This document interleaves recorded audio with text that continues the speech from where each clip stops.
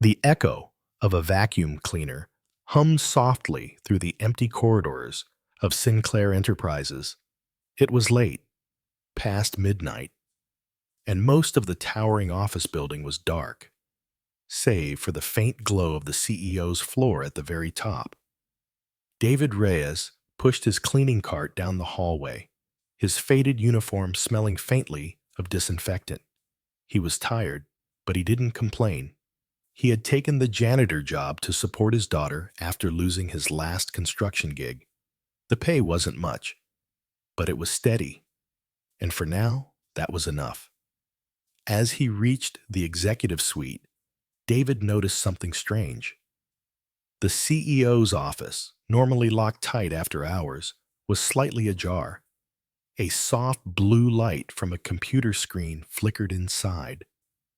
He hesitated. Probably just forgot to shut it down, he muttered. He was supposed to just clean and leave, but curiosity tugged at him. Carefully, he pushed the door open wider. The office was immaculate, almost intimidating. Floor-to-ceiling windows revealed the sleeping city below. At the massive oak desk, the screen of Ethan Ward's computer displayed an open folder labeled Confidential, Project Reclamation. David stepped closer, intending only to shut it down. But his eyes caught the file titles scrolling across the screen: illegal buyouts, hidden accounts, and employee terminations. His brow furrowed. "What is this?" he whispered. Against his better judgment, he moved the mouse. A document opened. The contents made his stomach drop. Ethan Ward, respected CEO and philanthropist, had been quietly cutting funding to the very outreach programs he publicly claimed to support. Worse, there were records of secret deals to sell off properties housing hundreds of low-income families. David froze. These weren't just numbers. They were lives. He glanced toward the door. The building was silent. No one knew he was here. Part of him wanted to walk away. This wasn't his business. He was just a janitor.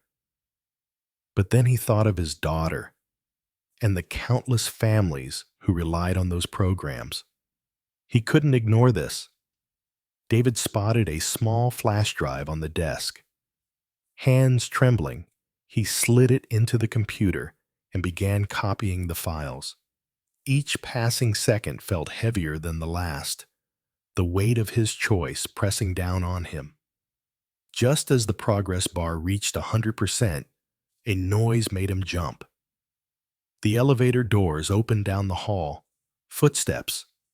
David yanked the flash drive out and shoved it into his pocket, quickly rearranging the desk to look untouched.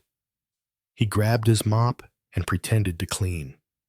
Moments later, Ethan Ward himself appeared in the doorway. "Working late, are we?" The CEO's voice was calm but sharp. His piercing gaze scanned the room, lingering briefly on the still glowing monitor. David swallowed hard. "Just finishing up, sir." Ethan smiled faintly, but there was no warmth in it. "Good. We value loyalty here. Keep up the good work." With that, Ethan walked past him and sat at the desk, shutting down the computer with a few swift clicks. David exited quickly, his heart pounding. As he rode the elevator down, he clutched the flash drive in his pocket. He had no idea what would happen next. All he knew was that he was holding secrets powerful enough to destroy the man at the top, and maybe save everyone beneath him. David couldn't sleep that night. He sat at his small kitchen table, the flash drive resting in front of him like a ticking bomb. His daughter, Sophia, slept in the next room, her soft breathing a reminder of why he'd taken this job in the first place. He opened his old laptop, hands trembling. The files loaded slowly, but when they appeared, the truth was even worse than he imagined. There were lists of names, employees fired under false pretenses, families evicted from properties Sinclair Enterprises had secretly acquired, charity donations siphoned into offshore accounts. And then, at the end, a set of documents labeled Phase 2. David clicked it open. His stomach dropped. Ethan Ward planned to shut down 3 community outreach centers by the end of the month, all while publicly announcing a new philanthropic initiative to distract the media.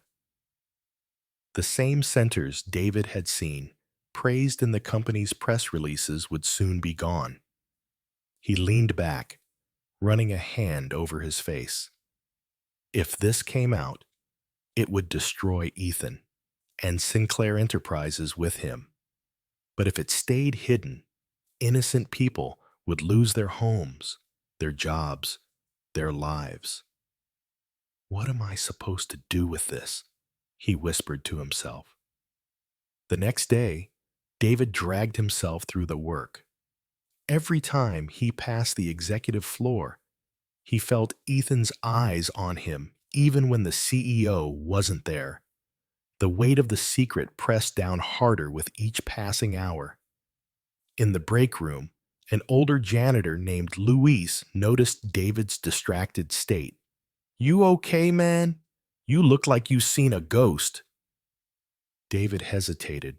He couldn't tell anyone. Not yet. "Just tired," he muttered. That evening, as David was about to leave, a voice stopped him. "Mr. Reyes." David turned to find Ethan Ward standing by the lobby's glass doors, hands in his pockets. "Yes, sir?" David asked, his throat dry. Ethan's gaze was sharp, unreadable. "I've been told you're very thorough with your work. I like that in an employee." He paused, stepping closer. "But thorough people also know when to mind their place."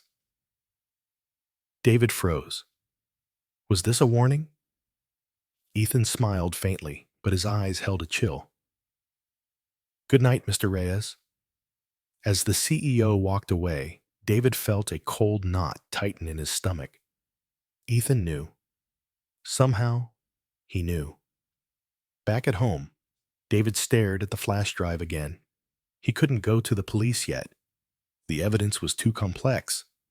The board of directors might listen, but what if they were in on it? Then he remembered something. The foundation director, a woman named Claire Bennett. She was known for her integrity and had been vocal about protecting the community programs. If anyone inside Sinclair could be trusted, it was her. The next morning, David mustered his courage. After finishing his rounds, he slipped into Claire's office quietly. She looked up from her paperwork, surprised to see him. "David, isn't it? What brings you here?" He glanced around nervously, then stepped closer and lowered his voice. "I found something about Mr. Ward, about the centers. You need to see it." Claire's eyes narrowed. "What are you talking about?" He pulled the flash drive from his pocket and placed it on her desk. "Please, just look at it. You'll understand." That night, David waited anxiously. Hours passed with no word. Then, just before midnight, his phone buzzed with an unknown number. It was Claire. Her voice was tight, urgent. "David, I saw the files. Meet me tomorrow at 8 a.m. in the boardroom before the meeting. This can't stay hidden." David hung up, his pulse racing. Tomorrow, everything could change. But in the back of his mind, a single thought chilled him. If Ethan already suspected him, would he make it through tomorrow unscathed? David barely slept. Every creak of his old apartment building made him jolt awake, imagining Ethan's cold gaze in the shadows. By dawn, he was already dressed, the flash drive now resting in Claire's possession. He wasn't sure what she planned to do with it, but he prayed she would handle it carefully. He kissed Sophia on the forehead before leaving. "I'll be back soon," he whispered. His voice sounded steadier than he felt. When he arrived at Sinclair Tower, the lobby was unusually quiet. The air felt heavy, like the calm before a storm. As David took the elevator up to the executive floor, he noticed more security guards than usual stationed in the hallways. Did Ethan tighten security because of me? He thought, his pulse racing. When the elevator doors opened, Claire Bennett was waiting outside the boardroom. She looked composed, but her sharp eyes revealed urgency. "David," she said in a low voice, "I reviewed the files last night. What you found, it's damning, but we need to handle this carefully." "What do you mean?" he asked. "We can't just walk into the boardroom and accuse Ethan without a strategy. He has allies in there. If we're reckless, they'll bury this before anyone knows." David nodded slowly. "So what's the plan?" "I'll present the evidence to the board as financial irregularities tied to the outreach program," she explained. "If they see how it impacts the company's public image, they'll have no choice but to act. You'll stay in the room as a witness, but—" She hesitated. "Once this starts, there's no going back. Are you ready for that?" David's jaw tightened. He thought of Sophia, of the families in Brookdale, of all the names on those lists.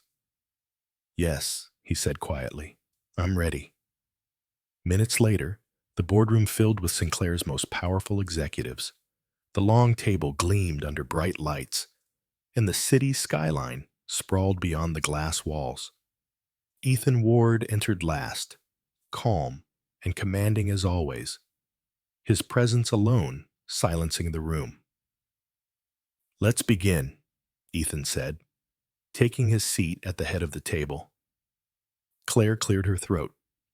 "Before we discuss today's agenda, there's an urgent matter regarding the Foundation's finances that requires immediate attention." Ethan's brow lifted slightly. "Oh?" "Yes," Claire continued, sliding a folder onto the table. "I discovered irregularities in the outreach program accounts. Funds are being diverted to shell companies. Properties meant for low-income housing are being sold quietly to private investors." A murmur rippled through the room. Ethan's expression remained unreadable. "Those are serious accusations, Claire. I hope you have proof." "I do." She inserted the flash drive into the boardroom's large screen monitor. The files appeared one by one: documents, contracts, hidden transactions, the Phase 2 plan. Gasps filled the room as the truth illuminated in black and white. Ethan leaned back in his chair, his fingers steepled. For the first time, there was a flicker of something dangerous in his eyes. "Interesting," he said calmly. "And where did you obtain these files?" Claire's gaze didn't waver. "A concerned employee brought them to my attention." Ethan's eyes slowly swept the room until they landed on David, who sat quietly in the corner. For a heartbeat, the entire boardroom went silent. "So," Ethan said softly, "our janitor has been busy." David felt his chest tighten, but he forced himself to meet Ethan's gaze. "I couldn't ignore it. People's lives are at stake." A tense silence fell. The board members looked from Ethan to David, waiting to see what would happen next. Finally, one of the senior directors cleared his throat. "Mr. Ward, these documents are alarming. We'll need a full internal investigation immediately." Ethan's jaw tightened, but his voice remained smooth. "Of course, if the board insists." But as he spoke, his eyes never left David. There was no anger, no panic, just a cold, calculating look that promised this wasn't over. When the meeting adjourned, Claire pulled David aside. "We've bought some time. The board will investigate, but Ethan, he won't let this go quietly. Be careful." David nodded, feeling both relief and a growing sense of danger. He knew Ethan was a man who didn't lose easily, and as he stepped into the elevator, he felt the weight of Ethan's unseen gaze still pressing on him. What had started as one janitor's discovery had now ignited a battle in the highest levels of power, and there was no turning back. David spent the rest of the day glancing over his shoulder. Even in the mundane tasks of mopping floors and emptying trash bins, he felt it, that unsettling tension crawling up his spine. Sinclair Tower suddenly felt hostile, as if every shadow concealed a pair of watching eyes. By late afternoon, whispers traveled through the building. Employees had caught wind of the morning's boardroom uproar. Some said Ethan Ward had been unusually quiet after the meeting, which was unlike him.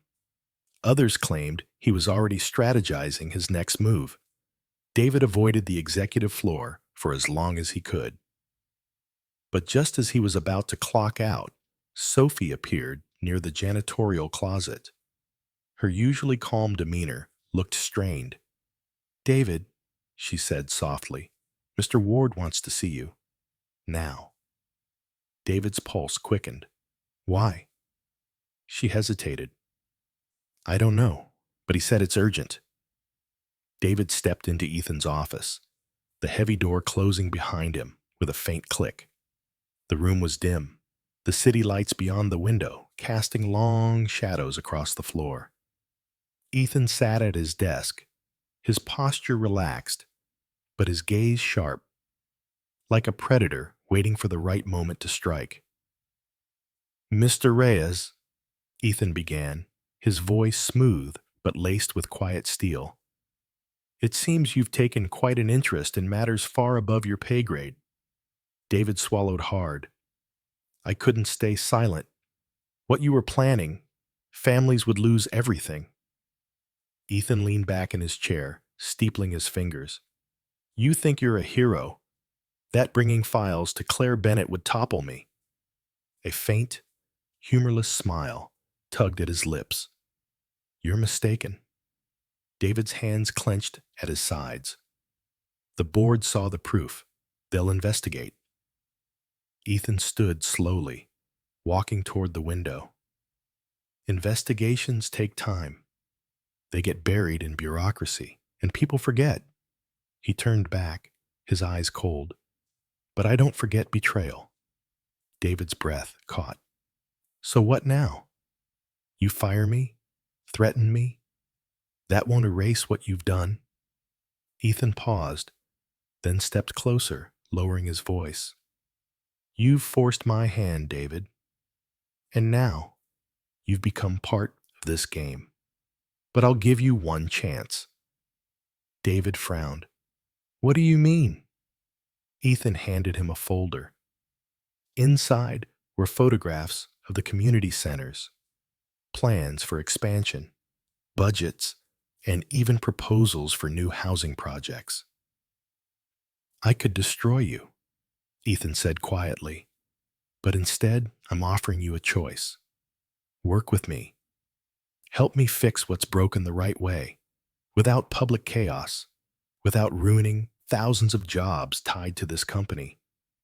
Or continue down this path and watch the fallout hurt everyone, including your daughter." David froze. The folder in his hands felt heavier than anything he'd ever carried. Was Ethan truly offering to change, or was this another manipulation to silence him? "You don't have to answer now," Ethan said, returning to his desk. "But think carefully, because one move in the wrong direction will affect more lives than you realize." That night, David walked home under the cold city lights, his mind spinning. He couldn't tell what Ethan's real intentions were. Could a man like that truly change? Or was this just a clever way to make him complicit? When he got home, Sophia ran to him with her usual bright smile, hugging his legs. "Papa, look! I got a gold star at school today." He hugged her tightly, his heart aching. This wasn't just about him anymore. It was about her future and the countless families who would suffer if he made the wrong choice. He sat at the kitchen table long after Sophia fell asleep, staring at the folder. Tomorrow, he would have to decide. Would he stand firm and risk everything? Or step into Ethan Ward's world and try to change it from within? The next morning, David woke with the same heaviness in his chest. He stared at the folder Ethan had given him, still sitting on the kitchen table. The pages inside were full of numbers, diagrams, and plans that promised to rebuild the very communities Ethan had planned to dismantle. But could he trust it? Was this genuine change, or just a calculated move to cover Ethan's tracks? As he walked Sophia to school, he tried to push the thoughts aside. "Be good today, mija," he told her, forcing a smile. She hugged him tight. "I will. Don't work too hard, Papa." Her innocence made the decision weigh even more heavily. Whatever choice he made would ripple beyond his own life. When David arrived at Sinclair Tower, the atmosphere felt unusually tense. Employees whispered in small groups, and more security guards patrolled the lobby. Something was happening. As he stepped onto the executive floor, Claire Bennett intercepted him. "David," she said quickly, pulling him aside, "the board is split. Half of them want a full audit of Ethan's decisions. The other half is defending him. He's convincing them this is all a misunderstanding." David's jaw tightened. "So he's twisting it already?" Claire nodded grimly. "He's buying time. If we don't act fast, this will all get buried." She lowered her voice. "You still have the original files, right?" David hesitated. "Claire, Ethan approached me. He says he wants to fix things quietly, without hurting the company." Claire's eyes narrowed. "And you believe him?" "I don't know," David admitted. "But if the boardroom goes to war, thousands of jobs will be at risk. Not just his." She placed a hand on his arm, her voice firm. "David, this isn't just about jobs. It's about the truth. You can't let him manipulate you." Before David could respond, a voice behind them cut through the hallway. "Mr. Reyes." He turned. Ethan stood there, perfectly composed, his eyes betraying nothing. "I'll need you in my office, now." Inside Ethan's office, the door shut softly behind them. Ethan didn't sit. Instead, he leaned casually against his desk. "Claire is trying to rally the board against me," Ethan said calmly. "She thinks you're her ally, but you're smarter than that, aren't you?" David swallowed hard. "What do you really want from me?" Ethan stepped closer, his tone measured. "I want you to help me correct what went wrong. I admit the outreach programs were mismanaged, but exposing everything publicly will destroy the very communities you're trying to protect. I can make it right, but I need someone I can trust to oversee it. And that person is you." David stared at him, conflicted. "Why me? I'm just a janitor." Ethan's gaze softened slightly. "Because you care, and because you're not afraid to stand up to me. That's rare." David's mind raced. Was Ethan truly remorseful, or just using him as a pawn? Later, during his lunch break, David sat alone in the cafeteria. He took out the folder again, flipping through the plans. One page showed a new blueprint for Brookdale, a genuine community rebuild with housing, education centers, and healthcare clinics. Claire suddenly appeared, sliding into the seat across from him. "He's trying to trap you," she whispered urgently. "He wants you to be the face of his cover-up. If you agree, you'll be tied to his corruption forever." David clenched his fists. "And if I don't, he could ruin me, and maybe pull the whole company down with him." Claire leaned closer. "You have a choice. Either you expose him fully, or you let him rewrite the story. But remember, if you stay silent, you're part of it too." That evening, David walked home under the dim glow of streetlights, his mind a storm. When he tucked Sophia into bed, she looked up at him with sleepy eyes. "Papa, you always do the right thing, right?" David paused, stroking her hair. "I try, mija. I really try." As he sat at the table later, the flash drive and Ethan's folder side by side, he knew tomorrow would decide everything.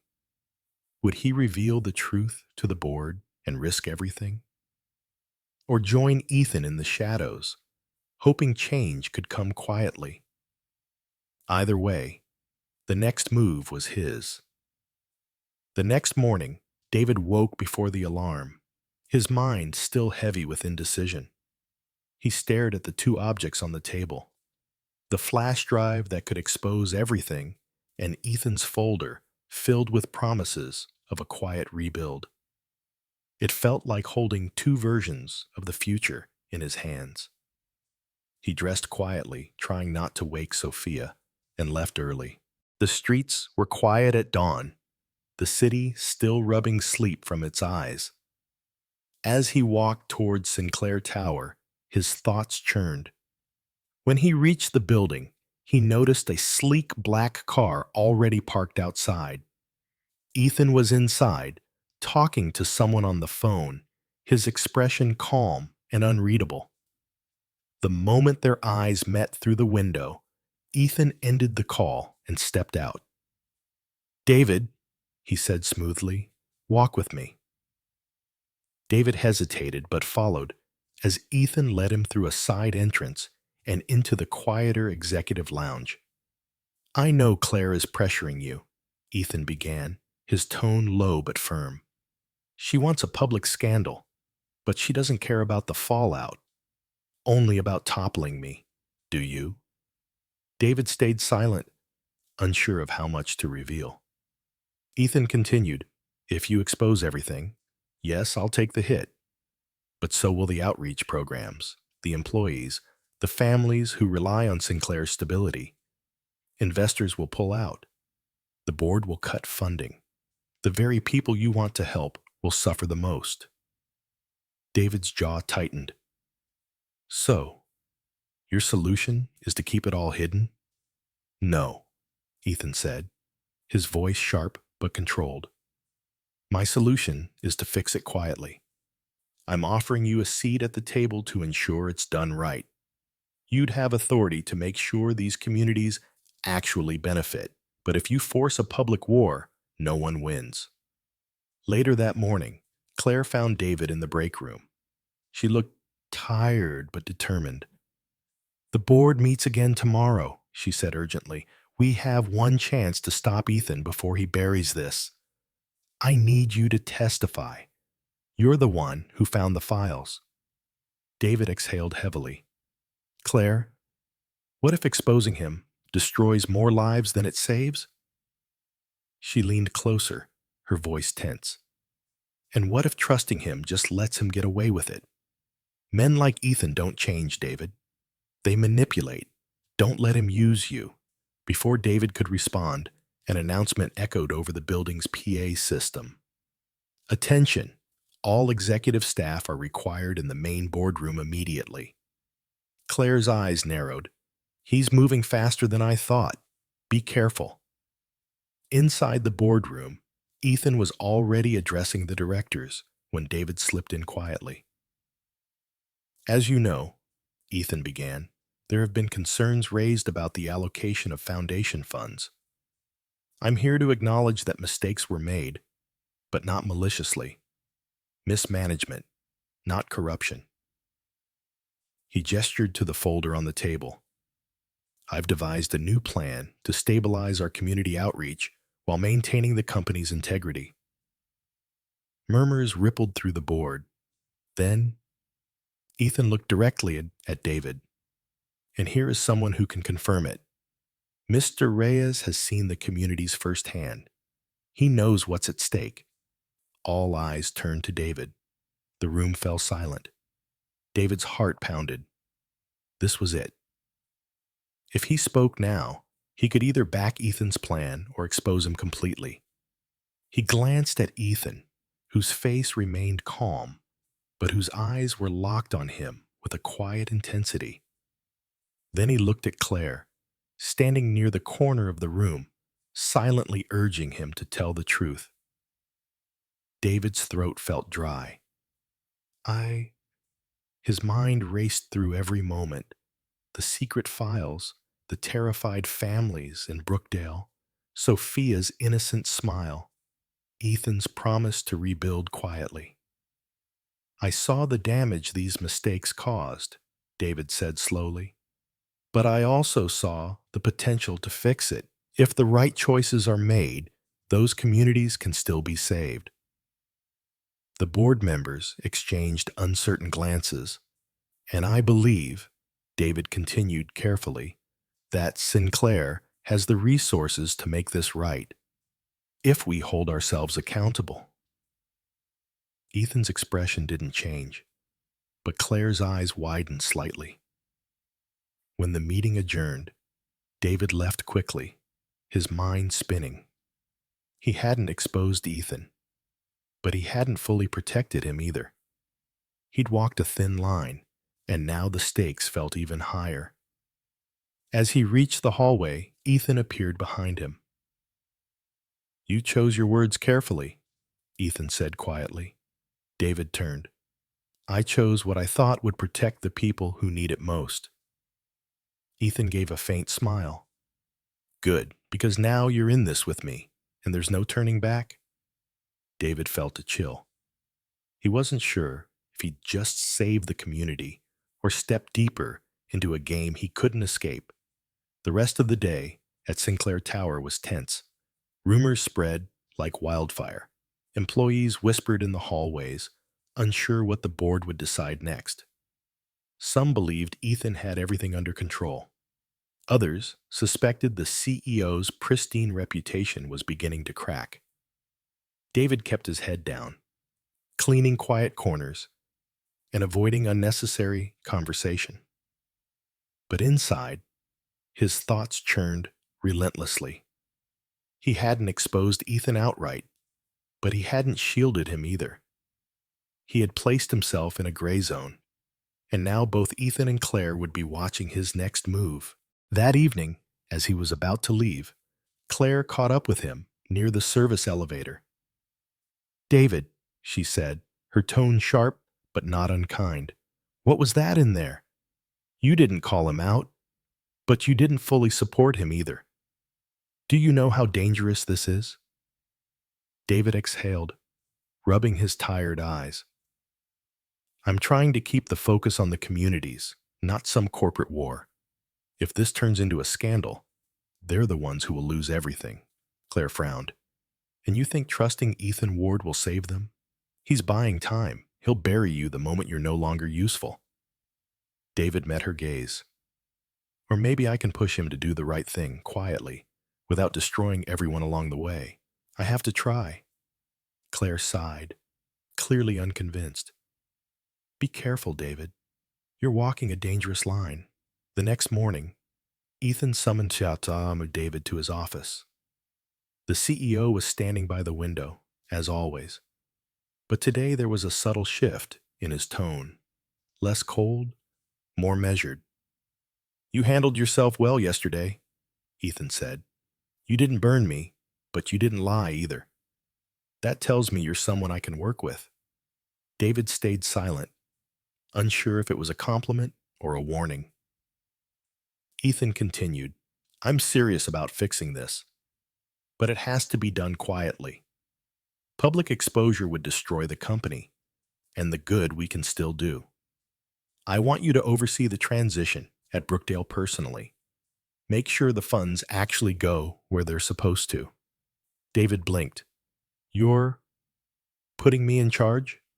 Yes, Ethan said simply. You'll have direct access to the foundation accounts. I'm giving you the power to hold me accountable. David hesitated. Why would you trust me with that? A flicker of something, regret, maybe, crossed Ethan's eyes. Because no one else here will tell me the truth. And because, despite everything, I believe you actually care about more than yourself. Later that day, David visited Brookdale again. Families gathered in the small center, hopeful but weary. He spoke with parents, listened to their worries, and took notes on what they truly needed: housing repairs, after-school programs, medical assistance. As he walked through the worn-down streets, he realized how deep the damage had gone. If Ethan's plan to secretly fix things was genuine, it could save hundreds of lives. But if it was just another ploy, David would be complicit. On his way back to the city, Claire called. Her voice was firm. David, I know Ethan is offering you responsibility, but don't be fooled. He's trying to pull you into his web so you can't testify against him later. We still have time to go public before the board votes. We can stop him. David sighed, looking out the window at the blurred scenery. And then what? The company collapses? The outreach centers close immediately? Do you really think the board cares enough to rebuild after a scandal? There was a pause on the line. So you're choosing him? Claire asked quietly. I'm choosing the people who will suffer if this all blows up. David said finally. If I can steer him toward the right path, even a little, that's better than nothing. That evening, Ethan called David into his private lounge. A table was set with 2 cups of coffee, untouched. I spoke with the board today, Ethan said. They're willing to give us 60 days to stabilize the outreach programs. After that, they'll reassess everything. That means we have 2 months to prove this can work. David nodded slowly. So we start with Brookdale? Yes, Ethan confirmed. And you'll lead it. I'll authorize the funds directly. David stared at him, still unsure of Ethan's true intentions. If you're serious about this, I'll hold you to it. Ethan leaned back, a faint smile on his lips. Good. That's exactly why I chose you. As David left the tower late that night, he looked up at the glowing Sinclair logo high above the city. He was no longer just a janitor. He was now entangled in a fight for the truth, balancing between redemption and ruin. He had 60 days to find out if Ethan Ward was truly a man seeking change, or a master manipulator playing a game too dangerous to win. And time was already running out. The next morning, David arrived at Sinclair Tower with a different sense of purpose. He was no longer just pushing a cleaning cart through the hallways. He was stepping into a role he never asked for, but now couldn't avoid. Ethan had handed him the responsibility of overseeing Brookdale, and whether it was a genuine effort or a calculated trap, David knew the families there couldn't afford for him to fail. Claire was waiting near the elevators when he arrived. Her arms were crossed, her expression unreadable. So, you're really doing this? She asked, quietly. Yep, David replied firmly. I'm going to make sure Ethan follows through. If I can hold him accountable from the inside, it's better than watching everything burn down from the outside. Claire shook her head. I hope you're right. But remember, men like him don't share power without expecting something in return. David didn't argue. Instead, he rode the elevator to the executive floor, bracing himself for what the day would bring. Inside Ethan's office, the CEO was already on the phone, discussing funding allocations. When he hung up, he turned to David. I've transferred the first portion of the budget for Brookdale to a separate account you'll manage, Ethan said. I want reports every week, and I want visible progress in two. David raised an eyebrow. You're really giving me control over the funds? Yes, Ethan said. If you're going to hold me accountable, you need the tools to do it. But understand this. If you fail, you'll take the blame with me. David nodded slowly. I'm not afraid of that. I just want it done right. Ethan studied him for a moment, then gave a slight nod. Good. Brookdale is the first test. Show me it can be saved. Over the next several days, David worked tirelessly. He visited Brookdale, meeting with contractors to repair damaged housing. He coordinated with local teachers to set up after-school tutoring for the kids. Volunteers started to pour in, many surprised that someone from Sinclair was actually showing up and listening. Parents began to trust him. They told him their fears, how they thought Sinclair would abandon them, how they were bracing for eviction notices. David reassured them, even as doubts still gnawed at him. Meanwhile, back at Sinclair Tower, whispers continued. Some employees were suspicious of why a janitor suddenly had direct access to outreach projects. Others believed Ethan was planning a PR stunt. One evening, after a long day at Brookdale, David returned to the tower to file his progress report. As he was leaving, he saw Ethan standing alone in the rooftop garden, gazing out at the city lights. David hesitated but walked over. Brookdale's coming together. The repairs have started. The families are finally hopeful. Ethan didn't turn right away. Good. That's exactly what I want. David studied him carefully. But why now? Why suddenly care after all the damage? Ethan finally faced him. For the first time, his eyes held a flicker of something almost human. Regret. Because I forgot what it meant to care. I was consumed by the business, the numbers. I let greed and pressure dictate my choices. You reminded me what's at stake. David was silent, unsure if he could fully believe him. Ethan continued, his voice lower. This company isn't just mine anymore. It belongs to the people it affects, and maybe it's not too late to fix that. The next day, Claire showed up at Brookdale, unannounced. She watched the construction crews working, the children laughing in the refurbished play area, and the families speaking with cautious hope. You actually did it, she said to David, surprise in her voice. You got him to fund this? David nodded. Yes, it's a start. Claire crossed her arms. But is it real change? Or is he just using you to clean up his image? David looked at the children playing nearby, their smiles genuine. Maybe both, but if this helps them, then it's worth it.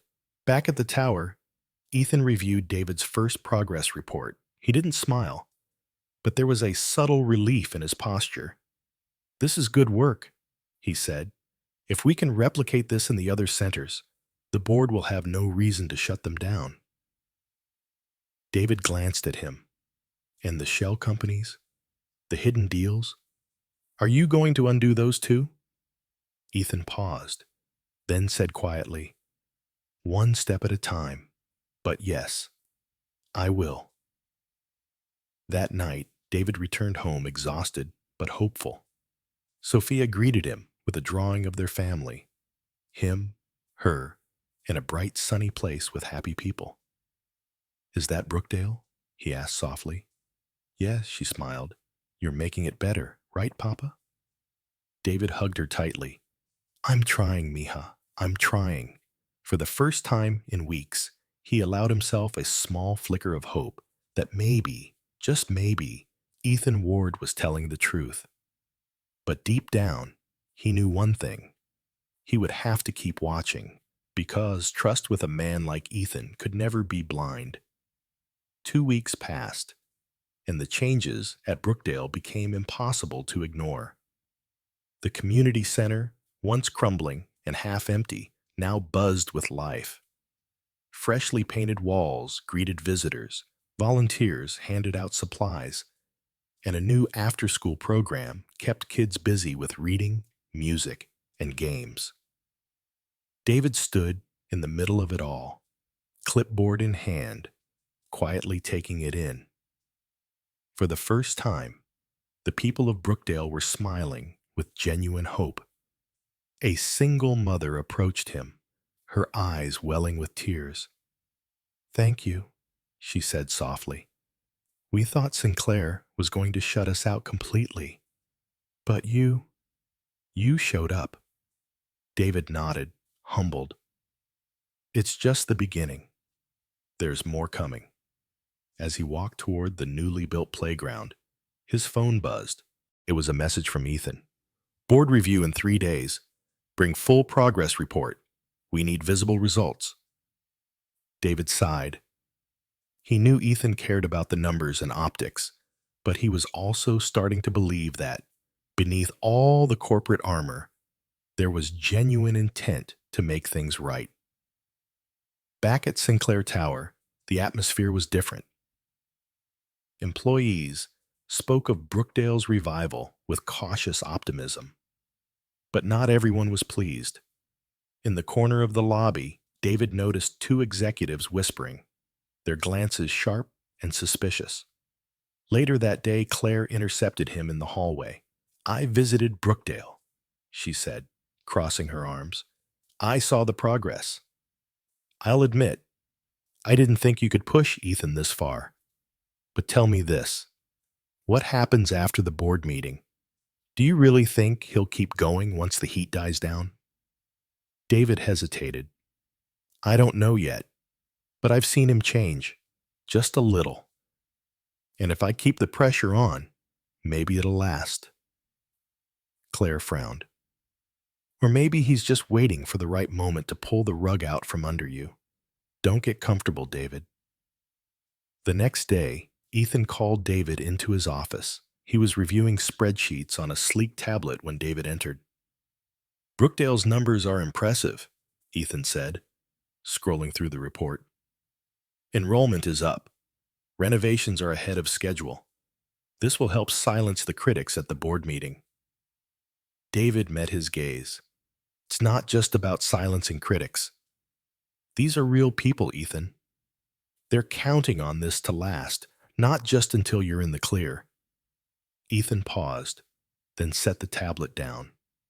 "You're right, and I intend to keep it going.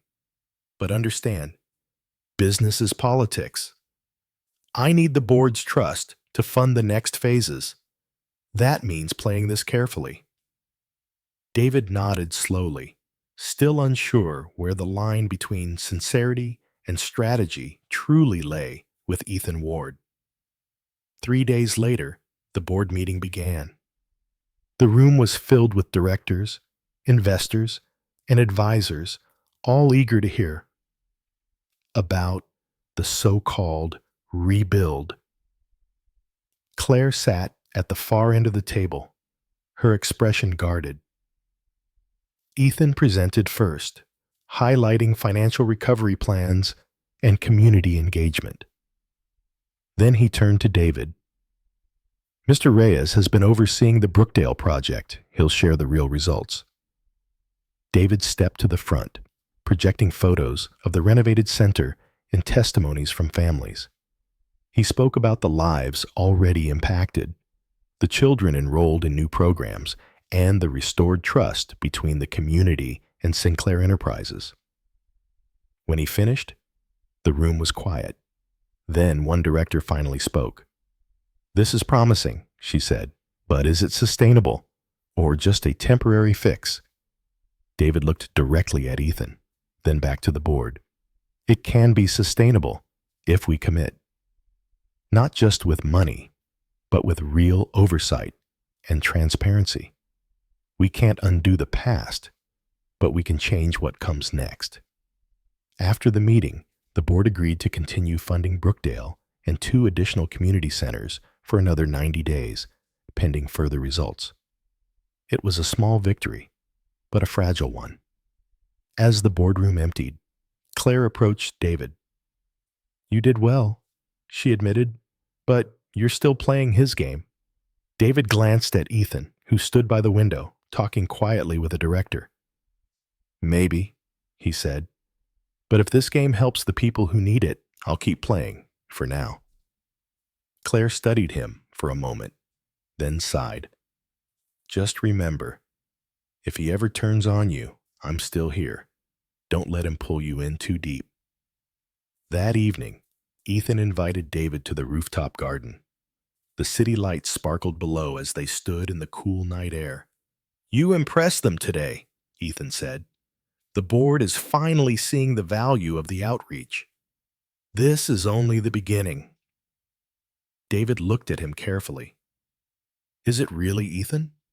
Or is this just another way to keep control?" Ethan turned, his gaze steady. "Does it matter? As long as the people get what they need?" David didn't answer right away. He knew the line between redemption and manipulation was thin, and he was walking it every day. But for now, the communities were being saved, and that was enough to keep going. Weeks passed, and the Brookdale Center continued to thrive. New books filled the shelves of the small library, fresh paint brightened the once cracked walls, and families began organizing their own neighborhood projects. For the first time in years, hope seemed to take root. David visited daily, ensuring funds were spent correctly and that promises were kept. The families began to trust him, not as a janitor or a corporate figure, but as someone who genuinely cared. Yet with each success, he couldn't shake the unease that lingered whenever Ethan's calm, calculating eyes met his.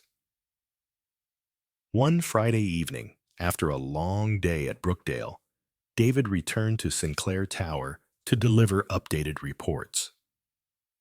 As he stepped into the lobby, Sophie was waiting for him, her face pale. "David," she said quietly, "you should know. There's been talk on the executive floor. Some board members are planning to cut the new projects after the next quarter. They say it's draining resources." David frowned.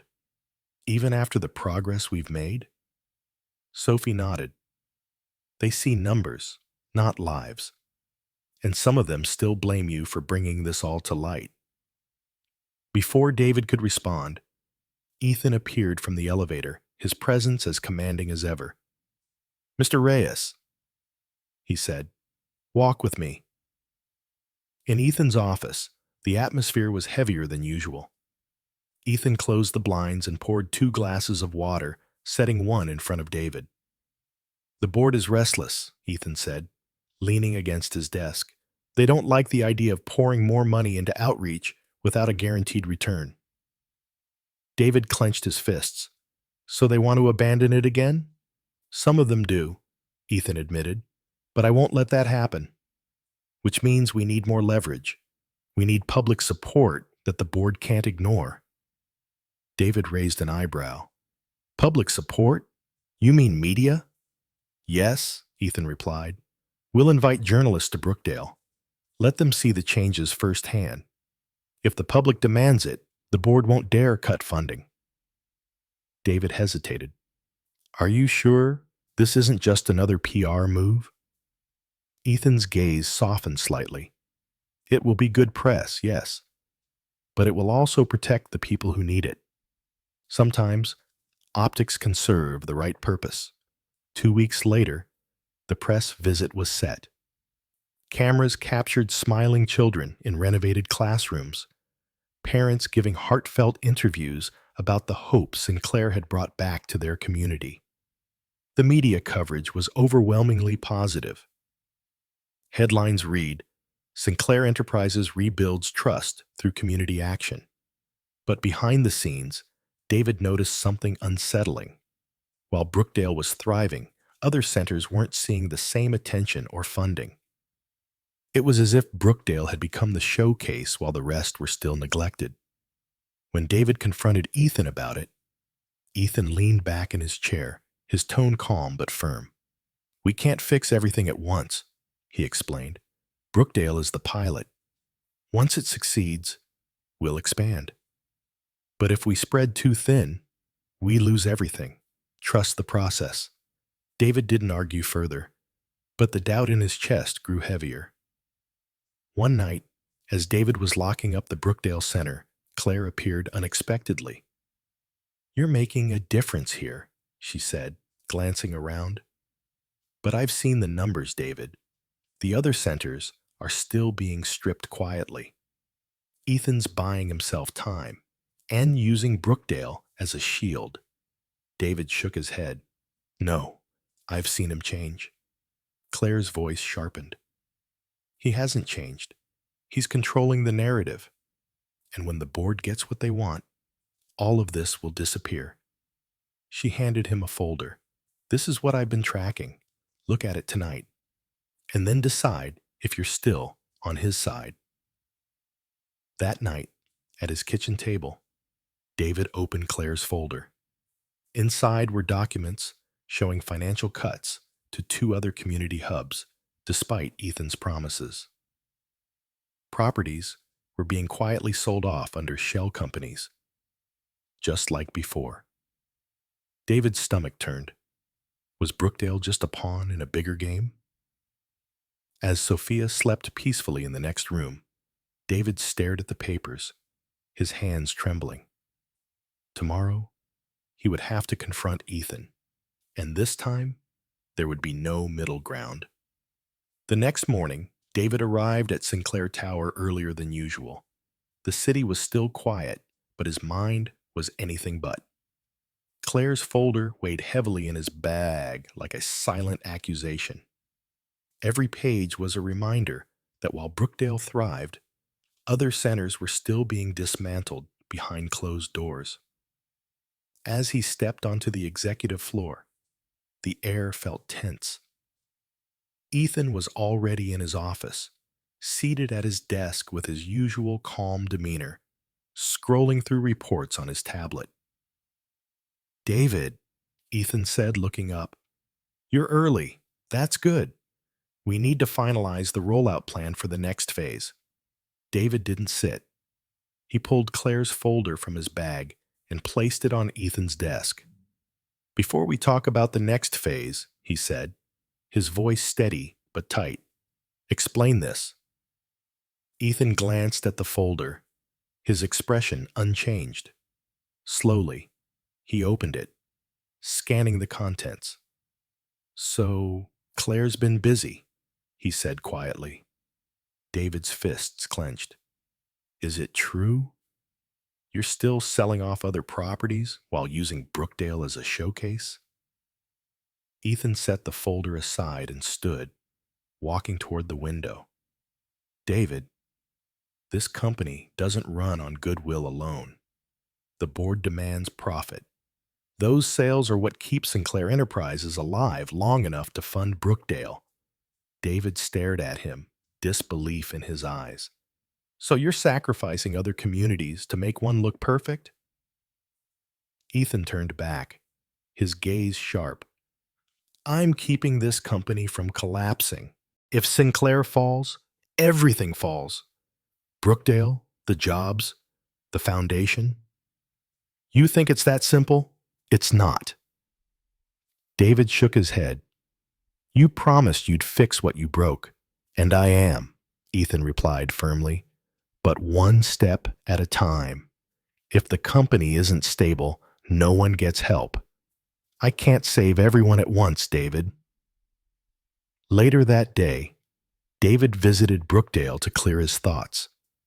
He walked through the vibrant center, watching the kids laugh in the new classrooms and parents organizing community events. For a moment, it felt worth it. But when he thought of the two other centers being quietly gutted, the joy around him felt bittersweet. Claire showed up unexpectedly, holding a tablet with more data. I warned you, she said. Brookdale is his shield. While everyone praises him for saving this place, he's gutting the others. He's not a savior, David. He's a strategist. David sighed, torn. But Brookdale is helping people. These families would have lost everything. If I expose him now, it could undo all of this. Claire's voice softened. Maybe. But how many more families will lose everything while you wait for him to do the right thing? That evening, David returned to Sinclair Tower for a late meeting Ethan had scheduled. The building was quiet, the executive floor dimly lit. Ethan was standing in the rooftop garden, looking out at the skyline when David arrived. I know you're angry, Ethan said without turning. And I know you think I'm still the villain you met that night in my office. But look at Brookdale, David. Look at the lives we've already saved. Would you have had that without me? David stepped closer. But at what cost to everyone else? Ethan finally turned, his expression unreadable. Sometimes you have to sacrifice a few to save the many. That's the reality of power. It's not clean. It's not simple. David's chest tightened. Then tell me this. Are you ever going to stop? Or is this just who you are? Ethan was silent for a long moment. I want to stop, he said quietly. But I can't, not yet. Too many pieces are in play. Give me time. David stared at him, torn between anger and the strange, reluctant hope that Ethan might mean it. The next day, the board announced another review of the foundation budget. Tensions in the company grew, rumors spreading that Ethan's leadership was under scrutiny again.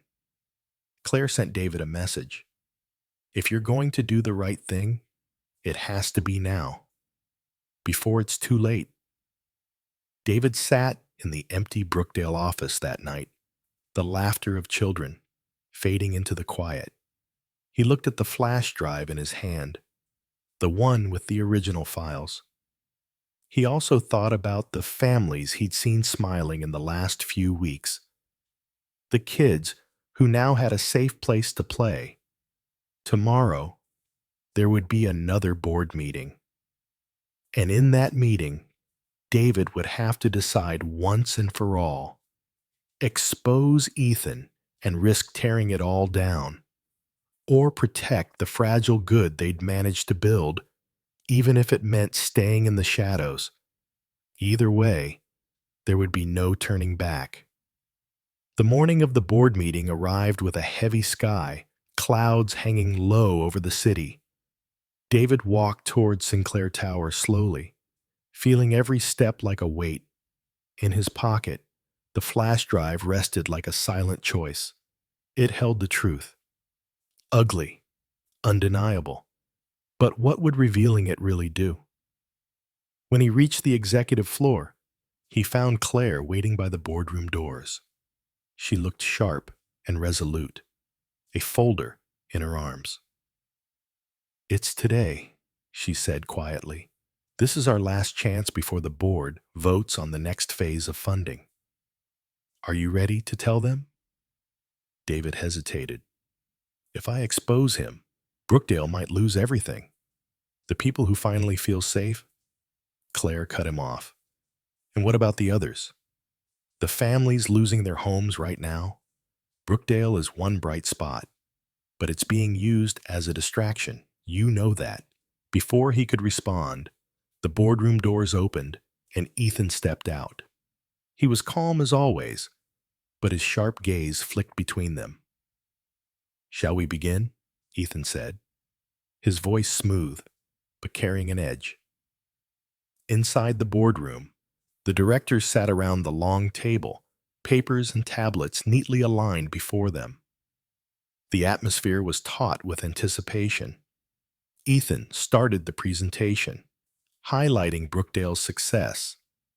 Graphs showing improved community engagement, photos of children in newly refurbished classrooms, testimonials from families who felt hopeful for the first time in years. The board members nodded, murmuring their approval. "And this," Ethan said, concluding his report, "is proof that Sinclair Enterprises can balance profitability with social responsibility. Brookdale is the model for what's next." He turned to David. "Mr. Reyes has been overseeing this project directly. He can speak to its impact." All eyes turned toward David. He rose slowly, clutching his notes. His heart pounded in his chest. "I've seen the changes firsthand," David began. "Brookdale is thriving. Families who were on the edge of losing everything now have a second chance. The children have safe spaces to learn and grow. For them, this isn't just a project, it's hope." He paused, glancing at Ethan, then at Claire, who sat at the end of the table, silently urging him to continue. "But," David's voice faltered for a moment before steadying, "there are other communities not receiving the same attention. Properties quietly sold, outreach centers stripped of resources. If we truly want to rebuild trust, it can't just be Brookdale. It has to be all of them." A ripple of murmurs went through the room. One director frowned. "What exactly are you implying, Mr. Reyes?" David's grip on the papers tightened. This was the moment. He could expose everything, or he could hold the line and push Ethan privately to do more. He took a slow breath. "I'm saying Sinclair has a chance to do the right thing, not just where cameras are watching, but everywhere. The board has the power to make sure this isn't just a one-time gesture." Ethan's gaze was locked on him, unreadable. When the meeting adjourned, the board decided to extend funding to Brookdale and review the status of the other centers. It wasn't a full victory, but it wasn't a loss either. As the room emptied, Claire approached David. "You didn't tell them everything," she said, her voice laced with frustration. "I told them enough to push for more," David replied quietly. "If I'd exposed it all, they would have shut everything down out of fear. This way, we still have a chance." Claire shook her head. "You're betting on a man who built his empire on lies. Be careful. The deeper you go, the harder it'll be to climb back out." She left, leaving David standing alone. Later that evening, Ethan found David in the rooftop garden. The city lights glimmered beneath them. "You chose not to burn me today," Ethan said, his tone calm but tinged with curiosity. "Why?" David turned to face him. "Because Brookdale matters. Those families matter. But this can't just be about one community. If you want me on your side, you have to commit to all of them." Ethan studied him for a long moment. Then, slowly, he nodded. "Very well. You'll get access to the remaining centers, but understand, this means you're truly part of this now. There's no halfway anymore." David felt the weight of those words. He was in deeper than ever, tied to a man who could either become the force for change he promised or drag David down with him. That night, as David walked home, he replayed Ethan's words over and over. Was this the start of real redemption or just another layer of manipulation? All he knew was that the line between right and wrong had never felt thinner, and the next steps would determine not only the fate of the communities, but his own soul. The next week was relentless. David found himself pulled deeper into Ethan's world, attending back-to-back meetings, traveling to neglected community centers, and reviewing endless stacks of paperwork. True to his word, Ethan granted David full access to the financial records of the remaining outreach programs. And what David saw confirmed Claire's fears. Funding had been siphoned from those centers for months. Yet, instead of denying it, Ethan simply said, "We'll fix it," but quietly. They visited Riverside next, a center in even worse condition than Brookdale had been. The roof leaked, the classrooms were empty, and families spoke in hushed voices, terrified of eviction notices. David spoke with a young mother holding her baby. Her eyes were hollow from exhaustion. "They said Sinclair would help," she whispered, "but no one came." When David turned to Ethan, there was a flicker of something in the CEO's face, a mix of guilt and resolve. "This one won't be for the cameras," David said firmly. "If we're going to fix it, we do it for them, not for P." Ethan met his gaze steadily. "Then let's do it." Back at Sinclair Tower, David stayed late, compiling a detailed plan to restore Riverside and the other centers. As he typed, Sophie entered quietly with 2 cups of coffee. "You're working harder than half the executives upstairs," she said softly. "Be careful, David. This place has a way of swallowing people." David gave her a tired smile. "I'm not here for them. I'm here for the families who don't have a voice." She hesitated. "And what about Ethan? Do you trust him now?" David paused, staring at the glowing screen. "I don't know if trust is the right word, but I see he's trying, even if it's for complicated reasons."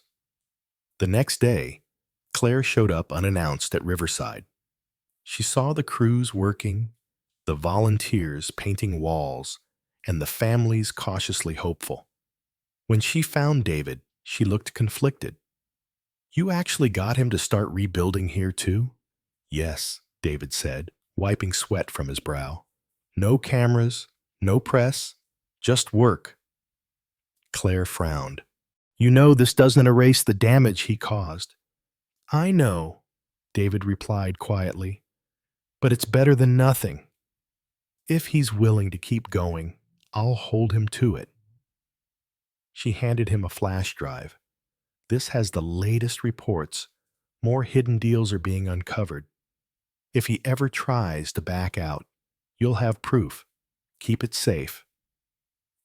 David pocketed it, feeling the weight of it. He was now holding 2 truths: Ethan's current actions to repair and his undeniable past betrayal. That evening, Ethan called David to the rooftop garden again. The city glowed beneath them, a web of lights stretching endlessly. "I saw the first progress reports from Riverside," Ethan said. "It's good work." David looked at him. "It's only good if it lasts. You can't just do this halfway, Ethan. Either you commit to fixing all of it, or you stop pretending." Ethan was quiet for a moment, then finally said, "I will. But understand, David, there are people on the board who want these centers gone for good. I'm buying time, and time is all I can give right now." "Then use it," David said, "because if you don't, I will." Ethan studied him, a faint smirk tugging at the corner of his lips. Not out of amusement, but respect. "You're not afraid of me. I like that." 3 days later, an anonymous leak hit the media. Not about Ethan directly, but about the board's plans to shut down 2 more centers. Protests erupted outside Sinclair Tower. David suspected Claire had pushed the information to the press. Now, The pressure was public. In an emergency meeting, the board demanded answers. Ethan stood before them, calm but forceful. We will not shut these centers down. In fact, we'll expand funding. Any further cuts will destroy the company's reputation permanently. Some directors argued. Others reluctantly agreed. In the end, they voted to continue the outreach funding for another year, but warned Ethan that this was his final chance. After the meeting, Ethan found David. "You didn't leak it?" he asked. David shook his head. "But I'm glad it's out. Now the board has no choice but to act." Ethan sighed, looking out at the city. "You've cornered me into doing the right thing. Congratulations." David gave a faint smile. "Then maybe there's hope for you after all." But deep down, David knew the fight wasn't over. The company was still a nest of power plays, and Ethan was still a man who walked the line between redemption and manipulation. And David, once just a janitor, was now caught in the middle of it all, holding secrets that could either save or destroy everything. The protests outside Sinclair Tower didn't die down overnight. Crowds gathered with signs reading "Save Our Centers" and "People Over Profits." News cameras camped at the entrance, capturing the faces of parents and children pleading for their homes and programs to be protected. Inside, the building was tense. Employees whispered in hallways, unsure if the company was about to collapse under the mounting scrutiny. The board was divided, some furious that the leak had forced their hand, others secretly relieved that public outrage now made it impossible to cut funding quietly. David watched it all unfold from the sidelines. He wasn't part of the corporate machine, but he was no longer an outsider either. Every decision Ethan made now seemed to ripple outward, touching lives beyond the walls of Sinclair Tower. Ethan's office door opened abruptly. He was on the phone with someone powerful, his voice sharp but controlled. "No, we're not shutting anything down. We're stabilizing, not retreating." When he hung up, he turned to David, who stood quietly by the window. "The board is restless," Ethan said. "Half of them want my head, but the other half is too afraid of the bad press to act." David crossed his arms. "Then use that fear. Lock in the funding. Make it permanent." Ethan's lips pressed into a thin line. "You're pushing me into a corner again." David didn't flinch. "Because it's the right corner to be in. Don't just play defense. Show them this company can do better." For a moment, Ethan simply stared at him. Then, with a quiet sigh, he picked up his phone. "Get me the city council," he said into the receiver. "We're making a public commitment. Full funding for all centers." David blinked. "You're announcing it?" Ethan gave a faint smirk. "If I can't silence the fire, I might as well control it." That afternoon, a press conference was called on the front steps of Sinclair Tower. Cameras flashed as reporters gathered. Families from Brookdale and Riverside stood nearby, holding signs of support. Ethan stepped up to the microphone, his voice clear and steady. "In light of recent concerns, Sinclair Enterprises is expanding, not cutting, our outreach programs. We will invest in every center, ensuring no community is left behind. This is our promise to the people we serve." The crowd erupted in cautious applause. Parents cried tears of relief. Standing off to the side, David watched Ethan deliver the speech with practiced confidence. But when Ethan's eyes met his briefly across the crowd, there was something different there. Not the cold calculation he'd first seen, but a flicker of sincerity. Later, in the quiet of the rooftop garden, Ethan and David met again. The city hummed below them, the glow of the press conference still lingering in the air. "You just made a public promise you can't back out of," David said. Ethan nodded slowly. "I know. That was the point. Now the board can't undo it without facing a public storm." David exhaled, realizing Ethan had trapped himself into doing the right thing. "So this is it. You're really committing." Ethan looked out at the skyline. For now. And maybe for good. David studied him, still wary. "Why do I feel like there's more to you than you're showing?" Ethan gave a faint, almost sad smile. "Because there is, but that's a story for another time." The next day, Claire called David. Her voice was calm, almost resigned. "I saw the announcement. You actually got him to do it," she said. "Brookdale, Riverside, the others. They're safe for now." "For now," David echoed. "I still don't trust him," Claire admitted. "But I can't deny you're making progress. Just stay sharp.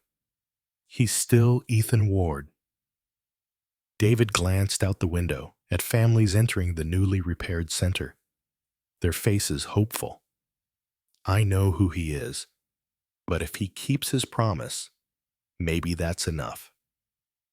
As weeks turned into months, the outreach programs slowly stabilized. Sinclair Enterprises regained cautious public trust. Communities once on the brink of collapse were now rebuilding, one step at a time.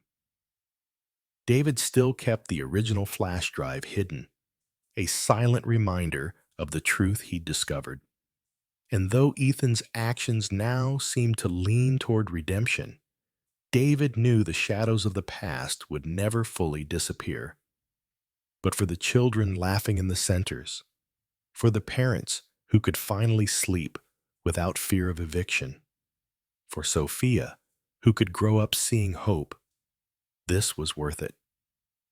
One evening, as David left the tower, Ethan caught up with him in the lobby. "David," Ethan said, his voice quieter than usual, "you've changed this company more than anyone else ever could, and you've changed me." David looked at him, unsure how to respond. Ethan extended his hand. "We're not finished, but for now, thank you." David shook his hand, realizing that their uneasy alliance had turned into something far more complicated. A partnership forged in truth, mistrust, and an unlikely shared purpose. And while the battle wasn't over, for the first time, there was a sense that maybe, just maybe, redemption was possible. Months passed, and the ripple effects of Ethan's public commitment became undeniable. The once neglected community centers were now receiving steady funding. Renovations were underway, and new programs began sprouting across the city. The media hailed it as a new era of corporate responsibility, while skeptical insiders whispered that Ethan had merely turned bad press into an opportunity. David stayed at the heart of it all. He was no longer just a janitor. He was the quiet force ensuring promises were kept. Every week, he visited different neighborhoods, spoke to families, and reported back to Ethan with progress updates. But in the back of his mind, he knew the balance was fragile.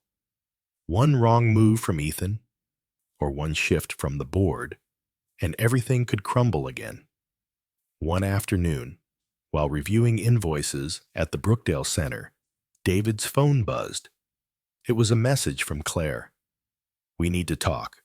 Urgent. Meet me tonight." He frowned, unease settling in his chest.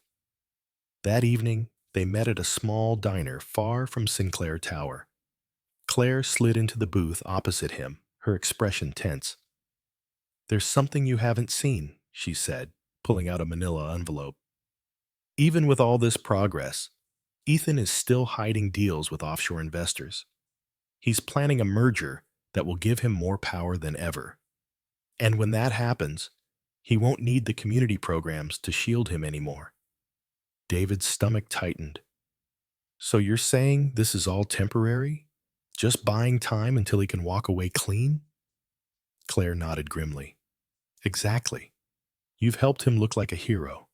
But the moment he's secured the merger, the board will back whatever he wants. David sat in silence, staring at the new documents. Inside were emails, contracts, and timelines for the merger Claire claimed was already in motion. The next day, David confronted Ethan in his office. I saw the documents, David said flatly. The offshore deals, the merger plans. Was Brookdale just your PR shield after all? Ethan didn't flinch. I'm consolidating power, yes. Because if I don't, the board will. And they don't care about saving anything. David stepped closer, his voice low but sharp. You can justify anything if you spin it hard enough. But you promised me this was real. Ethan's gaze softened, but his tone remained steady. It is real. Brookdale, Riverside, the other centers. They're staying. The merger isn't to erase them. It's to give me enough control that no one can shut them down again. David hesitated, torn between suspicion and the hint of sincerity in Ethan's words. And I'm supposed to just take your word for it?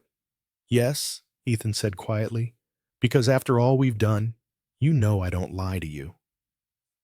Weeks later, the merger was announced publicly. Sinclair Enterprises absorbed two smaller corporations, solidifying Ethan's position as one of the most powerful CEOs in the region. The stock soared. Investors praised his vision.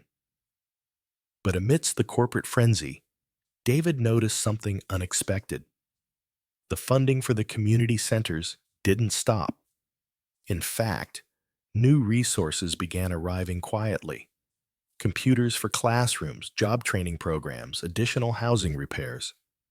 It was working, at least for now. One evening, Ethan invited David to the rooftop garden once again. The city stretched before them like a web of light. You doubted me, Ethan said, his voice calm. But look at what's happening. No more cuts. No more secrets. The merger gave me the leverage to keep the programs alive. David folded his arms. For how long? For as long as I'm here, Ethan replied. And I'm not going anywhere. David stared at him for a moment. You're still a complicated man, Ethan. Ethan smirked faintly.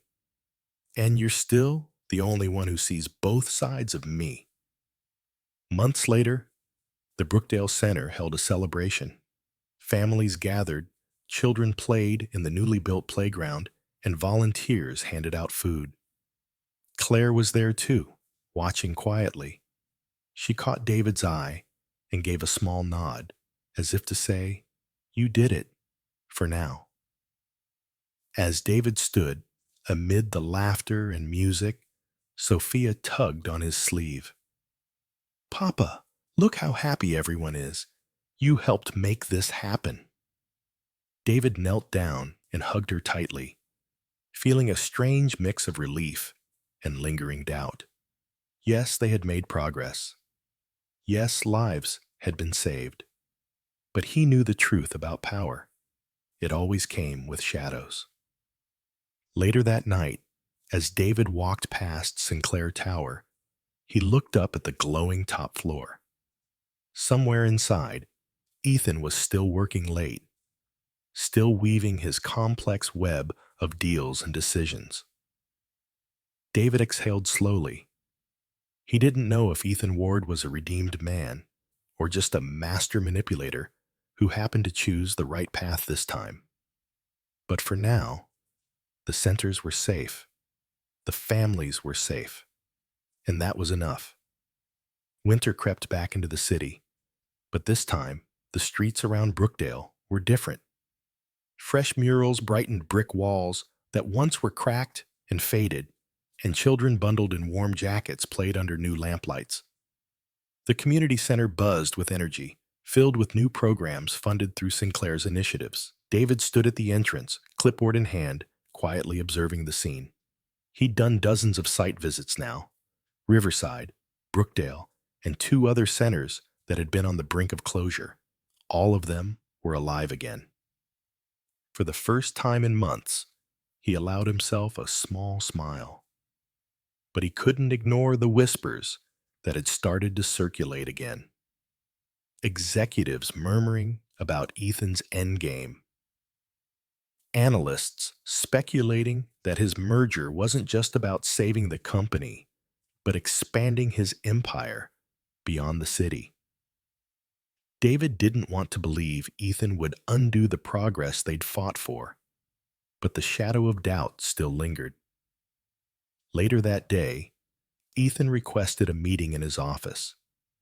When David arrived, Ethan was seated behind his desk, looking at a new set of blueprints. "What's this?" David asked, stepping closer. Ethan glanced up, his expression calm but serious. "The next phase. We're building an entirely new center, not just renovating the old ones. A flagship community hub." David frowned slightly. "Why? We're barely keeping up with the existing programs. Shouldn't we focus on stabilizing before we expand?" Ethan leaned back.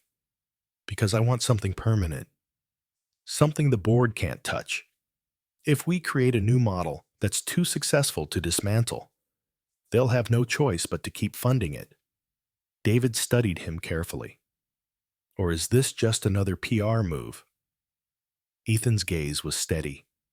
"If it helps people, does it matter what it looks like to the press?" That evening, as David left the tower, Claire called him. "I've been looking into the merger contracts," she said. "There's a clause that could give Ethan absolute control of the outreach funding after the 1-year review.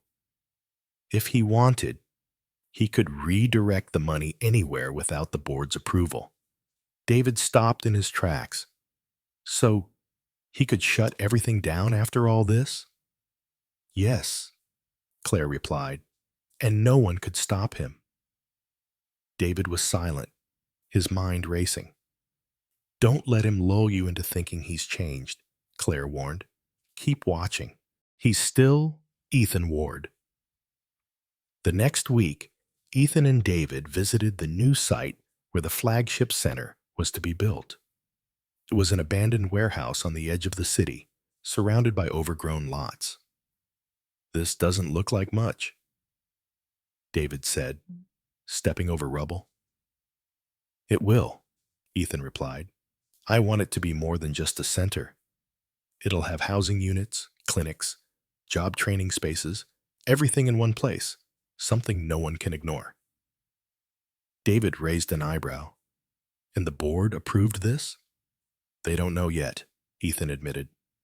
"I'm funding the first phase personally. Once it's too far along to cancel, they'll have no choice but to back it." David stared at him, torn between admiration and suspicion.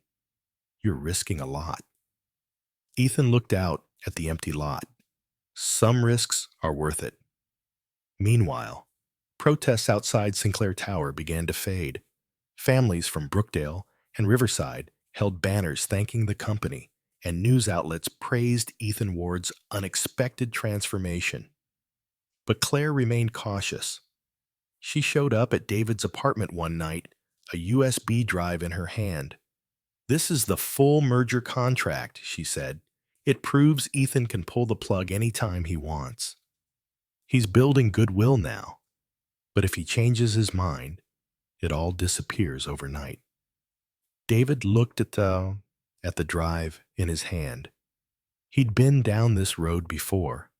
Proof of corruption or proof of strategy? "Why are you giving this to me?" he asked. "Because you're the only one he listens to," Claire replied. "If he's serious about changing, make him prove it. Otherwise, you'll know exactly who he really is." That night, David sat alone, the USB drive and Ethan's blueprint spread across his table. He thought about Mia, the families he'd met, and the communities that had begun to trust again. The next morning, he would confront Ethan again. But this time, he needed more than promises. David didn't sleep much that night. He kept replaying every conversation he'd had with Ethan, every subtle shift in the CEO's tone, every promise that seemed sincere yet always came with a shadow. By dawn, he'd made up his mind. He couldn't keep moving forward without answers. When he arrived at Sinclair Tower, Ethan was already in his office, reviewing the newest designs for the flagship center. The room was filled with sketches of modern classrooms, housing units, and green spaces. It looked like a vision of hope. David stepped inside, holding the USB drive Claire had given him. "We need to talk," he said quietly. Ethan looked up, sensing the weight in David's voice. "What is it?" David placed the drive on the desk. "I know about the merger clause, the one that gives you absolute control over the outreach funding after the review. If you wanted, you could shut all of this down with a single signature." Ethan's expression didn't change, but his eyes darkened slightly. "And where did you get that?" "It doesn't matter," David replied. "What matters is whether everything we're doing is real, or if it's just another move in your game." For a long moment, Ethan said nothing. Then he stood and walked to the window, gazing out at the skyline. "Yes," he said finally. "I could shut it all down if I wanted to. That clause is there to protect my position from the board. But I haven't used it, and I won't." David frowned. "How can I believe that?" Ethan turned back, his voice calm but firm. "Because I didn't fight the board, face public outrage, or spend millions out of my own pocket just to tear it all apart later. I'm not the man I was when this started." David studied him carefully. "Then prove it. Make the funding permanent. Take away your own power to undo it." For the first time, Ethan hesitated. His usual composure cracked just slightly. "You're asking me to tie my own hands," he said quietly. "Yes," David replied. "If you really want redemption, it has to be irreversible. No more conditions. No more escape routes." Ethan looked at him for a long time, then finally nodded once. "I'll draft the paperwork. You'll see it by the end of the week." David didn't respond immediately. He wanted to believe him, but experience had taught him that trust with a man like Ethan was fragile. 3 days later, the flagship center site officially broke ground. Reporters arrived, families cheered, and construction crews began clearing the abandoned warehouse. Ethan gave a public speech about building a future for every community, and the media hailed it as the next step in Sinclair's transformation.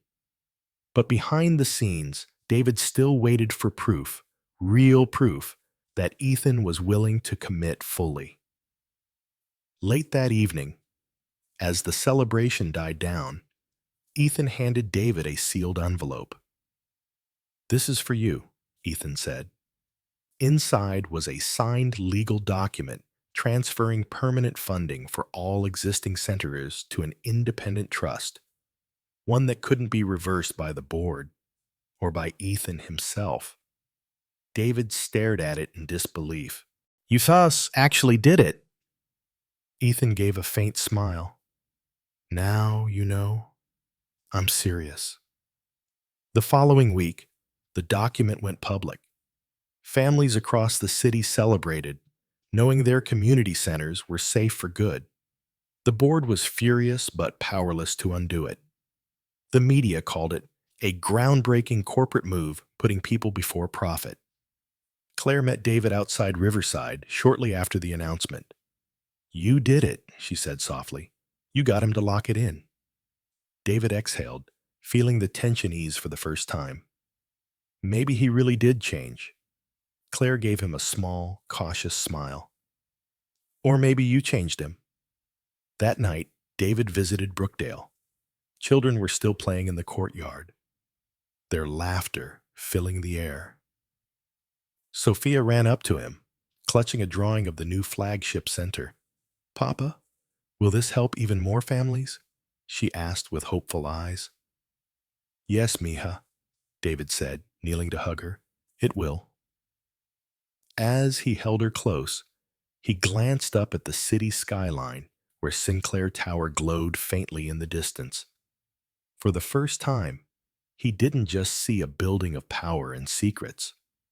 He saw the possibility of something better. But even as things seemed to settle, David knew the story wasn't over.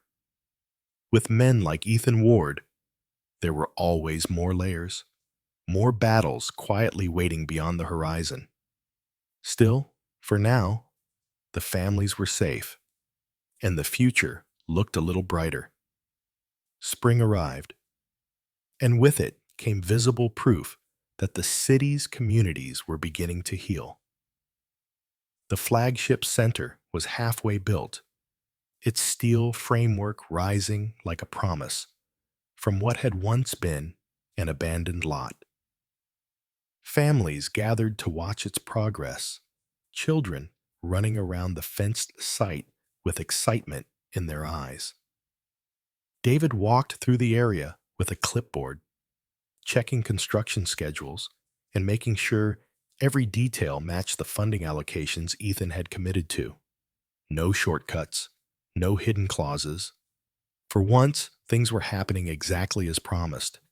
But even amidst the hopeful atmosphere, David felt a lingering tension. He knew how easily power could corrupt, how even the best intentions could slip into self-preservation. That evening, Ethan called him to the rooftop garden. As always, the city stretched endlessly below them, but this time the skyline was softened by the pink glow of sunset.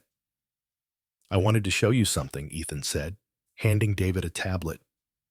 On the screen were preliminary plans for 2 more flagship centers in different districts, larger than Brookdale, with housing units, clinics, and educational programs all under one roof. David blinked. You're expanding again? Yes, Ethan replied calmly. The trust you forced me to create has actually worked in my favor. Investors are seeing the positive impact. Public opinion is at an all-time high. We can take this model even further. David hesitated. So this isn't just about redemption anymore. It's also about growth. Ethan smirked faintly. Sometimes they're the same thing. Growth for the company and for the people it affects. Isn't that what we wanted? David nodded slowly. It is, but promise me one thing, Ethan. If you ever feel the temptation to cut corners again, to take from them for your own gain, you'll remember this moment and what it cost to get here. Ethan's gaze softened, and for the first time there was no hint of his usual corporate armor. I will. You have my word. A few weeks later, a city-wide event was held at Brookdale to celebrate the success of the programs.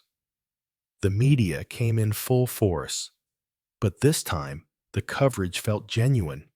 Parents speaking of how their children's futures had changed, families who were no longer on the brink of losing everything.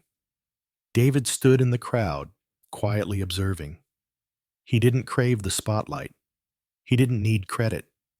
All that mattered was seeing those smiles. Sophia tugged on his hand, pointing toward the stage. Papa, they're calling your name. He blinked, surprised, as Ethan stepped up to the microphone. There's someone here today who changed everything, Ethan said, his voice carrying across the courtyard. Someone who reminded me of the responsibility that comes with power. Without him, none of this would have been possible. David Reyes, come up here. The crowd applauded as David reluctantly walked to the stage. Ethan shook his hand firmly before speaking quietly so only David could hear. This is your victory as much as mine. David gave a small, humble nod. It's not about us, it's about them. Turning to the audience, David kept his words simple. This is what happens when we choose to care. Keep holding us accountable. This is just the beginning. The applause grew louder, and for the first time in his life, David didn't feel like a man caught between two worlds. He felt like someone who had truly made a difference. Later that night, after the celebration, Claire met David outside the center. You've done it, she said softly. You managed to turn a man like Ethan Ward into someone who actually cares, or at least someone who acts like he does. And in the end, maybe that's enough. David smiled faintly. Maybe people can change, if they're given the right reason. Claire nodded. Just keep watching him. Power never sleeps. As David walked home with Sophia, he looked up at the skyline. Sinclair Tower no longer felt like an unreachable fortress of greed. It was now a symbol of what could happen when the right choices were forced into the light. For the first time, he felt at peace. But deep down, he knew the journey of rebuilding trust was ongoing, and he would stay there, quietly, making sure it didn't fall apart again. Summer arrived, and with it came new challenges. The flagship center's construction was nearly complete, and the city buzzed with anticipation. Families were already signing up for housing units, job training, and educational programs. For many, this was the first real chance at a better life. David walked the grounds of the site with a hard hat, inspecting the final stages of the project. He spoke with the workers, the architects, and the volunteers, ensuring every detail met the promises Ethan had made. But even as progress unfolded, whispers of opposition grew louder. Rival developers who had once profited from neglected communities were furious that Sinclair Enterprises was giving residents a lifeline. Politicians, with ties to those developers, began quietly pressuring the board to scale back the outreach. David felt the storm coming. That evening, he met Ethan in the rooftop garden once again. The sky was streaked with orange and violet, the city humming softly below. They're pushing back, David said. Developers, politicians. They're scared of what this center represents. Ethan nodded slowly. I expected it. When you disrupt the system, the ones who benefited from it will fight back. David frowned.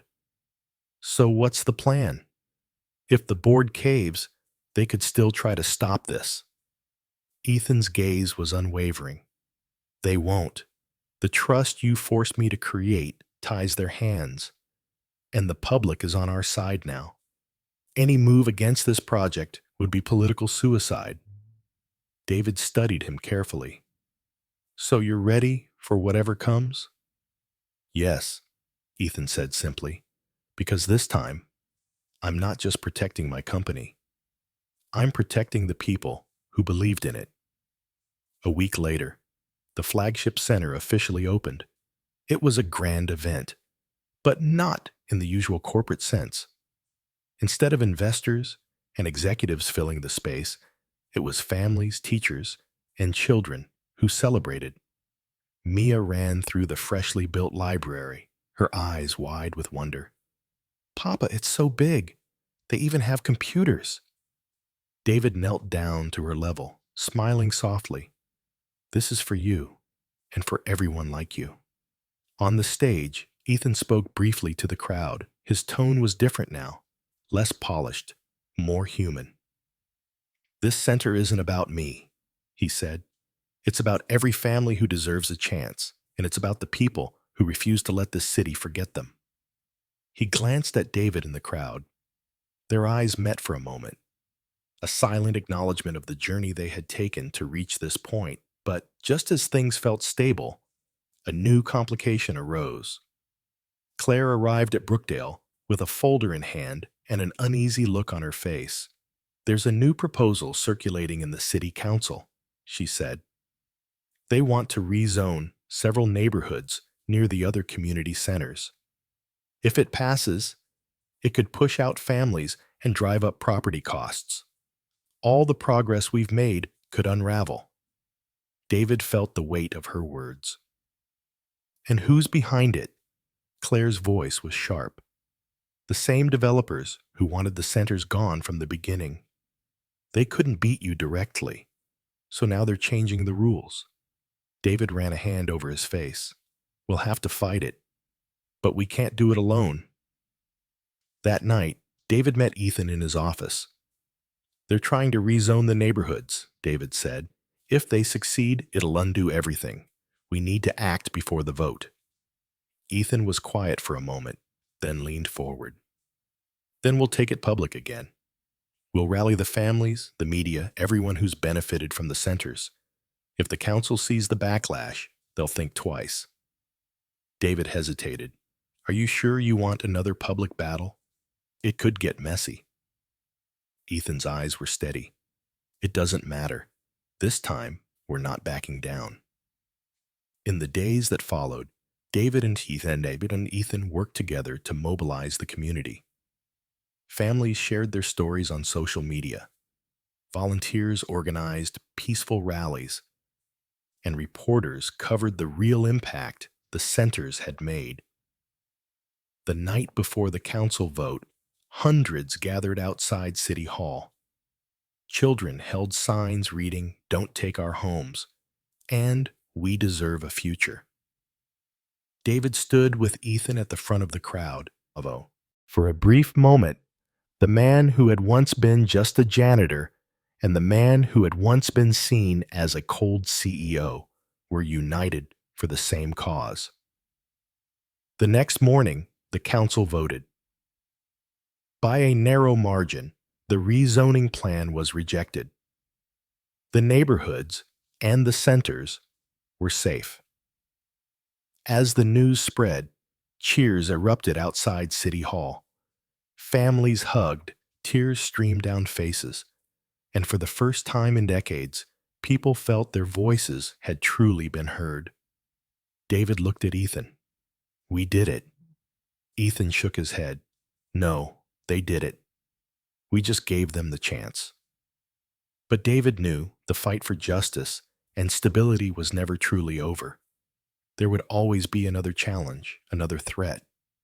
Still, as he watched Mia laugh with the children from Brookdale, he felt something he hadn't in years, hope that maybe, just maybe, this change would last. Autumn painted the city in warm hues of gold and amber.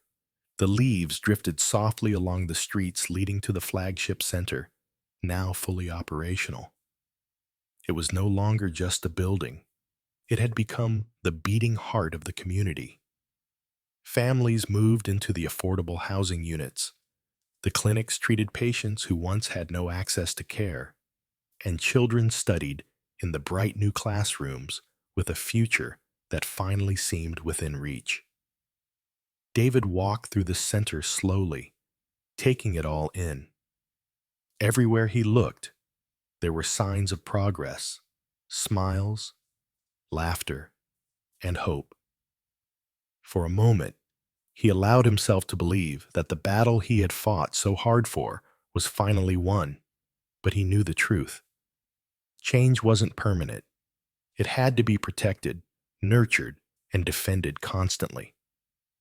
Later that evening, Ethan requested one final meeting in the rooftop garden. The cool breeze carried the faint sounds of the city below. "It's done," Ethan said quietly. "The centers are fully funded and locked into the trust. The rezoning threats are gone. The board can't undo it now, even if they tried." David nodded. his expression calm. So what happens next? Do you go back to being the man you were before this? Ethan looked out at the skyline, a rare vulnerability in his eyes. I can't. I've seen too much, and you forced me to see myself differently. David studied him carefully. You know I still have the files, the proof of what you did before. Ethan turned to him, a faint smirk tugging at the corner of his lips. I know, and I'm glad you kept them. It means I'll never forget the cost of my mistakes. They stood in silence for a moment, the weight of everything they'd endured between them. Weeks later, a quiet ceremony was held to honor the communities that had fought to save themselves. Ethan spoke briefly, but stepped back, letting families and volunteers take the stage. When it was David's turn to speak, he kept his words simple. I was just a janitor, he said softly. I didn't think I could change anything. But I learned that even the smallest voice can hold power if it speaks for what's right.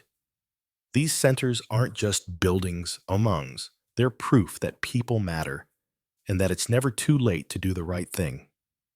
The crowd applauded, not with the polite claps of formality, but with genuine gratitude.